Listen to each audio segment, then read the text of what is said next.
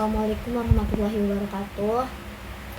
Selamat pagi teman-teman. Jadi hari ini waktu menunjukkan pukul 3.31 ini subuh ya teman-teman.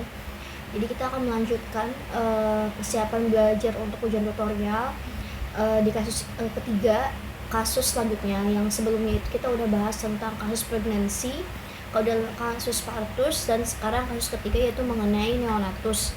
Sebetulnya nggak neonatus sih, jadi sebelumnya itu ibunya itu mengalami ketuban pecah dini dulu, yang ditambah dia juga punya riwayat KPD, ditambah juga dia punya riwayat KPD. Habis itu ada riwayat apa sih namanya,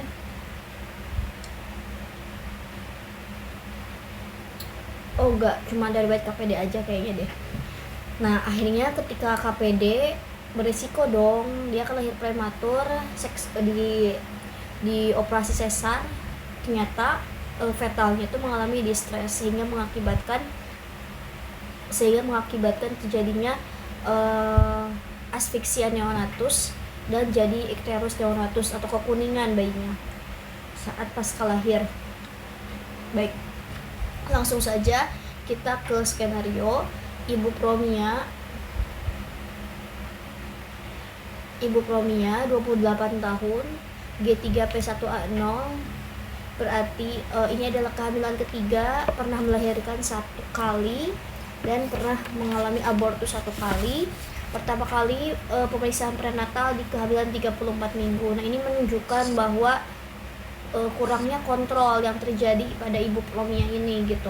Karena kan antenatal care ini seharusnya itu dimulai dari trimester 1 dicek minimal 2 kali, trimester 2 1 kali, trimester 3 kali lah.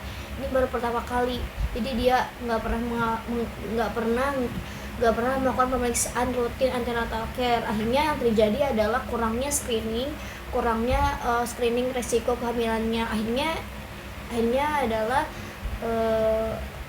keluhan yang terjadi adalah Ibu Promia ini merasa basah pada genital. Nah, basah pada genital ini kan berarti adanya cairan yang keluar pada vaginanya sejak dari subuh 8 jam lalu. Tapi kan tidak diketahui ya cairannya itu apakah itu adalah ketuban kah, apakah urin kah, akibat inkontinensia urin karena VU-nya lemah, atau karena keputihan kah gitu ya, Korea gitu. Jadi kita harus mengetahui lebih lanjut. Jadi riwayat penyakit sekarang cairan mengalir dan bening sehingga pasien harus mengganti celana dalam beberapa kali gitu. Nah terus pasien takut cairan yang keluar adalah cairan ketuban dan keluhan juga terjadi 3 hari sebelumnya. Berarti udah 3 hari cairan itu keluar terus menerus. Terus tidak ada kontraksi baik terasa bergerak. Pada riwayat penyakit dahulu tidak ada riwayat hipertensi, DM, kelainan genetik atau penggunaan kontrasepsi.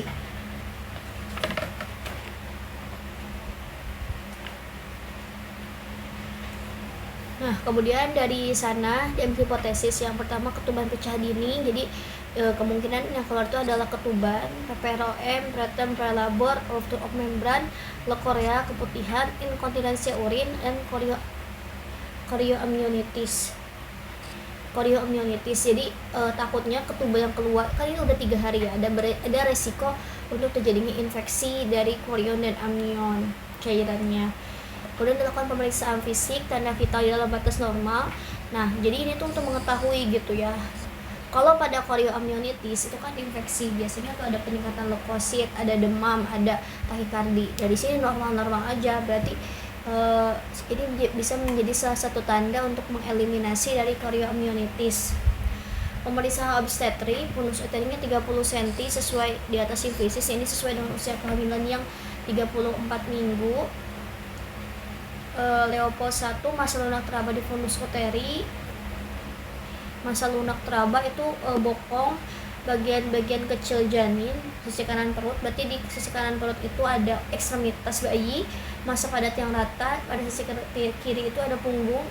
Masa bulat pada atas simplisis, ini kepalanya sudah di bawah di atas simplisis, dan konvergen, artinya kedua tangan pemeriksa itu masih bertemu Kalau bertemu berarti bayinya tuh belum masuk ke PAP, pintu atas panggul. DJJ dengan menggunakan lenek itu 120 bit per menit. Normal ya.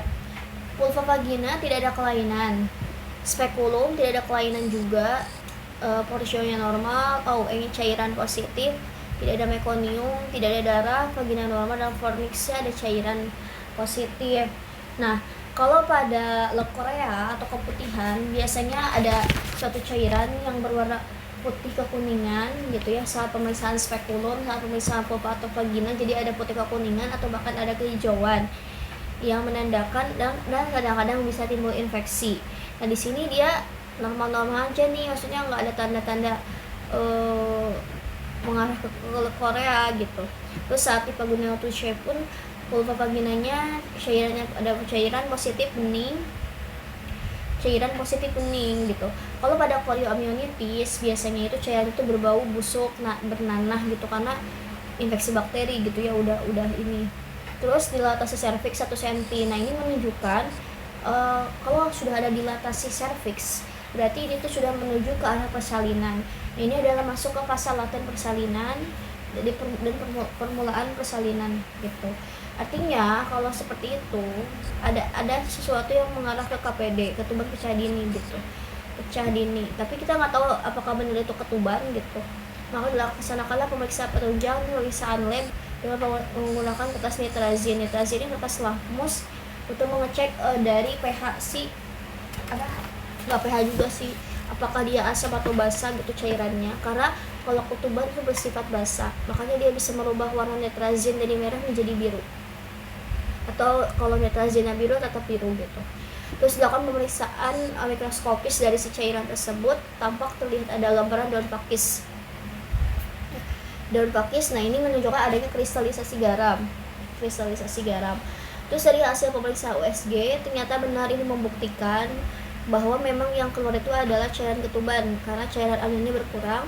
Dan hasil pemeriksaan lain di CTG, kardiotomografi, dikonsulkan kepada ahli fetal-maternan dan didapatkan hasilnya terdapat deselerasi gawat janin. Jadi kan gara-gara jadi berarti benar yang keluar itu adalah ketuban, yang ketuban pecah dini di usia 34 minggu kehamilan.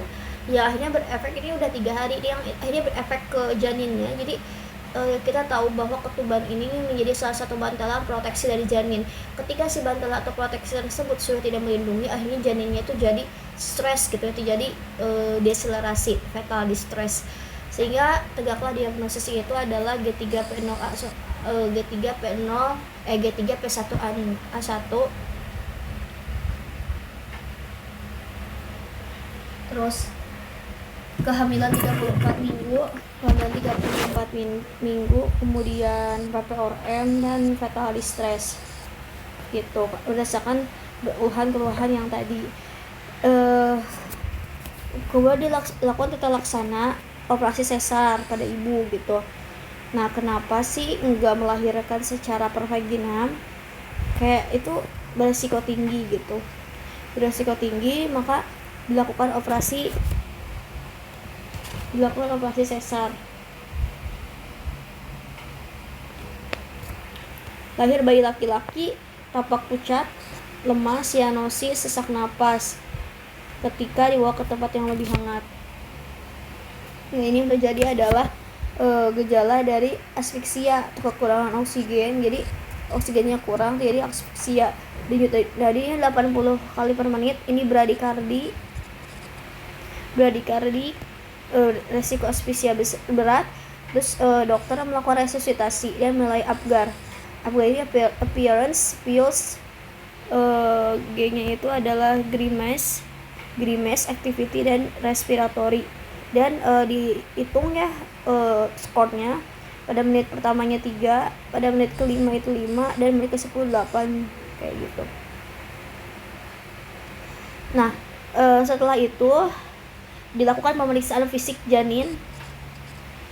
Ternyata bayi tampak menangis kuat, gerakannya aktif, respirasi rate-nya 54, ini normal. Nah, kalau menangis kuat berarti tidak ada obstruksi jalan nafas, gerakan aktif, respiration rate 54 normal, denyut jantungnya 110 kali juga normal, karena normalnya itu kan 110 ke 160. Kalau RR itu normalnya itu 30 sampai 60. Suhu oksida 36,5, saturasi oksigen 90%. Ini juga udah normal gitu ya. Target SpO2 pasien resusitasi 10 menit itu adalah 85 sampai 90%. Mulutnya bibir merah normal, dada simetri fusiform, tidak ada retraksi yang terlihat normal, jantung, bunyi jantung 1 dan bunyi jantung 2 normal, tidak ada meremut, tidak ada gelap, paru vesikular positif, rongga negatif, bising negatif ini normal juga, abdomen datar, bising usus positif, hati limpa tidak teraba ini normal, ekstremitas ujung kebiruan. Nah ini tanda ya, ini ujung kebiruan, CRT-nya kurang dari 3, artinya terjadi cyanosis. Jadi cyanosis kekurangan oksigen gitu ya, asfiksi atau penyebab dari si asfiksi neonatorumnya. Artinya aliran oksigen ke ekstremitas atau ke perifer ini kurang. Terus new balance score, jadi ini tuh adalah skor dari fungsi neuromuskular, apakah sesuai dengan usia kehamilan 34 minggu. Terus BB bayi 2100 gram, ini kurang ya, karena normalnya itu minimal 2500 lah, panjangnya juga 48 sampai 52 gitu normalnya, lingkar kepalanya 32 sampai 35 lah gitu ya. Nah ini ternyata BBLR, berat badan bayi yang rendah. Nah ini beresiko terjadinya keluhan lain nantinya. Nah bayi dirawat di ruang perinatologi untuk infeksi, pemantauan, inkubator, dan nutrisi. Maka tegaklah diagnosis itu adalah P2 A1, seksi cesarea, prematur neonatus, asfiksia neonatorum. Kemudian dilakukan pemeriksaan fisik bayi lagi, pemeriksaan kepala, ujung-ujung anterior atau ubun-ubun depan terbuka datar. Nah ini sebetulnya normal. Pada usia bayi 6-12 bulan dia akan tertutup gitu. Wajah terlihat ikterik atau kuningan, toraks simetri fusiform, retraksi negatif, Kramer 2. Nah Kramer 2 itu adalah terjadinya terlihat ukterus atau kekuningan di chest and back. Jadi dari bagian dada hingga ke umbilikus. Heart rate-nya 112, ini normal. RR-nya 48 kali per menit, regular, rongga negatif normal, abdomen lunak, tali pusat layu dan peristaltik positif normal, genitalia laki-laki, testis positif, turun lebih jelas anak. Nah berarti yang jelas itu adalah adanya kebiruan gitu, kekuningan, sehingga tegaklah diagnosis itu adalah P2 A1, P2A1, kelahiran prematur, postoksio cesarea, terus bayi BBLS sesuai masa kehamilan, dan ikterus neonatorum. Dilakukan tata laksana berupa edukasi mengenai pertumbuhan perkembangan bayi. Bayi dapat dibawa pulang setelah 5 hari. Dijadwalkan melakukan perawatan dulu dan premia dari bayi dipulangkan dalam keadaan baik. Nah kita lanjut ke bagian patofisiologinya. Jadi kan ibupromia ini intinya dia KPD ya, pokoknya udah patokannya tuh dia KPD. Habis setelah KPD itu ini ada gangguan asfiksi neonatorum, udah itu aja sih. Makanya nanti kita tulis aja dari awal dia bisa ketuban pecah dini ya. Dia ada riwayat PPROM. Nah sebetulnya di sini tuh dia dijelasin nggak sih ada riwayat PPROM? Enggak ya, itu nggak dijelasin sebenarnya. Tapi biasanya memang ini menjadi faktor resiko. Kalau di kasus tuh nggak disebutin dia ada riwayat PPROM, tapi memang pernah mengalami abortus sebelumnya. Nah ada riwayat abortus. Nah kalau riwayat abortus ini ada kemungkinan ada trauma serviks saat dilatasi. Trauma serviks saat dilatasi terjadi inkompetensi dilatasi serviks, membran amnion jadi menonjol ke arah serviks. Nah ini menjadi faktor risiko juga, tapi kan tidak selalu terjadi gitu. Namanya faktor risiko itu ada presentasi kemungkinan pendukung suatu kejadian. Usia kehamilannya itu adalah 34 minggu, trimester 3, berarti kan ukuran uterusnya membesar. terus membesar, terus membran amnion mengalami stretch. Itu kan memproduksi PGE2 dan interleukin 8 ya. PGE2 itu diproduksi dari sel amnion dan korion yang akan merangsang aktivasi kolagenase. Nah, produksi ini tuh PGE2 dan interleukin ini kan proinflamatori ya. Itu akan bisa menyebabkan keseimbangan kolagen terganggu. MMP oleh fibroblast dan TIMP akan menurun. TIMP ini adalah inhibitor jaringan spesifik, inhibitor protease, sehingga terjadi degradasi kolagen. Terus riwayat PPROM ini, nah intinya dia yang terjadi adalah membran amnion jadi ruptur. Membran amnion ruptur, terus ketuban pecah dini, di mana si cairan amnion ini keluar dari vagina, merasa basah bagian genital. Kemudian dicek ternyata pH-nya itu basah, jadi bisa mengubah kertas nitrazin merah jadi biru. Terus amnion itu cairan kristalisasi, akan tampak di mikroskop itu adalah pearl patterns. Terus jumlah cairan di amnion ini berkurang. Jadi saat di USG ada pengurangan cairan amnion. Terus otomatis dong ketika cairan proteksi untuk janin berkurang. Tali pusat akan terkompresi, terus suplai oksigen juga mungkin akan terhambat, terjadi hipoksia, kekurangan oksigen gara-gara terkompresi tali pusat. Terus ada kompensasi akselerasi heart rate. Nah, inilah akan terjadi kalau di CTG fetal distress deselerasi, harus segera dilahirkan, takutnya bayinya keburu meninggal. Yang terjadi karena 34 minggu ibu ini belum siap melahirkan dan memang kontraksi yang durasinya minimal, maka dilakukan seksi cesarea lahir di usia 34 minggu, berarti termasuk dengan preaterm ya, bayi lahir prematur. Janin tersebut BBL area usia ininya, berat badannya, umur, terus pematangan rahimnya belum sempurna. Nah, ini juga bisa mempengaruhi gangguan pertukaran das dan surfaktan yang dihasilkan oleh sel alveolus tipe 2 di paru ini belum matur. Yang terjadi ketika paru belum matur, maka fungsi dalam pertukaran oksigen jadi kurang bagus gitu ya. Yang terjadi adalah asphyxia neonatorum, kekurangan suplai oksigen, tampak bayinya jadi pucat, jadi lemah, cyanotic, short breath gitu ya. Short breath itu nafas pendek. Nah, jadi ketika ada lakukan pemeriksaan spot Afgan, terlihat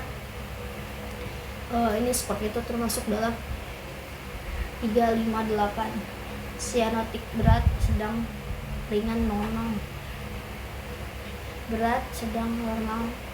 Kemudian dari bayi lahir prematur itu kan terjadi hipoalbuminemia, umur RBC ini jadi pendek, otomatis dong ketika hipoalbumin transfer bilirubin indirect ke hepar ini jadi berkurang.